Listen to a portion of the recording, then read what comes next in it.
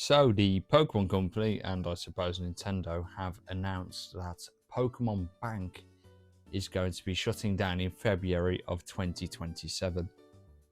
Now, there's a few reasons why they're doing it. I mean, obviously, they haven't charged for Pokemon Bank since the Nintendo 3DS eShop and everything closed.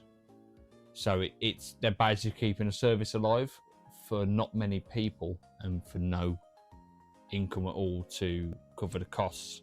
Now, obviously, they charge for Pokemon Home, which is its own can of worms, you know. I personally would take it as, well, if we charge people for Pokemon Home, you know, it probably covers the cost. You know, you've got to keep in mind, Pokemon's the biggest franchise out there. They've absolutely, if they wanted to, they've got the money to keep Pokemon Bank open. I understand the decision, but in a second I'm going to yap about I'm going to show you guys like a visual of how many games are affected by this, and then I'm going to do some yapping about the personal stuff for me. So yeah, let's get right into it. Okay guys, so I thought I'd give you a quick visualization on how kind of screwed up this is. So here we have the starting point for this. So this is the Game Boy Advance, where you have Pokemon Ruby, Sapphire, Emerald, Fire Red and Leaf Green.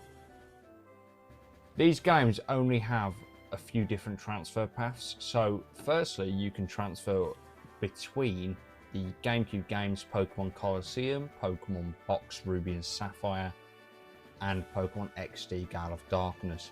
However, all of these games come out to the same point of the actual Gen 3 cart itself. Now, Gen 3 can only transfer up to a Nintendo DS using, well, actually, a Nintendo DS Original or a Nintendo DS Lite. So, yeah, we're a few years away from being able to do that, to be honest. So, you can use the slots transfer from Gen 3 to Gen 4, which is Diamond, Pearl, Platinum, Heart Gold, Soul Silver. These, again, only have a few kind of things within the generation. There is Pokemon Battle Revolution, which I think you can get some items from, but it also just makes like a duplication of Pokemon on your cartridge, which allows you to battle Pokemon in 3D, which back then was absolutely amazing. I loved playing the game growing up. But yeah, there's also My Pokemon Ranch, which only worked with Diamond and Pearl originally. It had an update, at least in Japan, to work with Platinum, Heart Gold, Soul Silver. As far as I'm aware, I could be wrong. But all those games come out to one point, which is a Gen 4 cart. Which then leads me to Gen 5, which is still on the DS. So let's just do a quick visualization. So we've got Gen 3, Gen 4, and Gen 5. So there's a little mini game. You actually do need two DS systems. That won't sound, will it? Okay, so you actually need two DS systems to transfer. So at the bare minimum right now, these are the systems we need for this transfer process. So using DS Download Play with a Gen 4 cart in the DS, you can do a mini game to transfer the Pokemon up until Gen 5. The Gen 5 is where it gets weird. So let's pause for a second. On the Nintendo 3DS, they've released the Generation 1, Red, Blue, Yellow, and I believe Green in Japan, and Gold, Silver, Crystal. Now, these games can only communicate with themselves and the Pokemon Transporter. Pokemon Transporter allows Pokemon Generation 1, 2, and 5, to my knowledge. I could be wrong on 1 and 2, just go straight into Box, Bank. So I allow it to transfer into Pokemon Bank, which is really weird. So, Pokemon Bank can communicate with Generation 6, and I'm running out of space here, Generation 7. So, all this hardware here, very soon, won't do anything in terms of modern Pokemon, which is quite sad. And I'm going to talk about this later in the video. I get it. You know, imagine trying to keep up this service, which like 10 people are using these days. But I just thought it was neat to have a quick visual. I'm going to edit in on the screen as well, like the different in-between stuff. So for Generation 5, there is an application called Pokemon Dream Radar, where you can get different forms of Pokemon and special Pokemon abilities. You've also lost access to them. There are some Pokemon which you either won't be able to obtain in some very rare cases, like Spinder. But more importantly, you won't be able to shiny hunt some Pokemon anymore, which is a massive part of the community.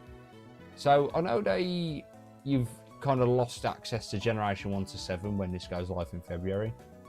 But right now, as of recording this, Fire Red and Leaf Green are re-released on the Switch, and they will get home support soon.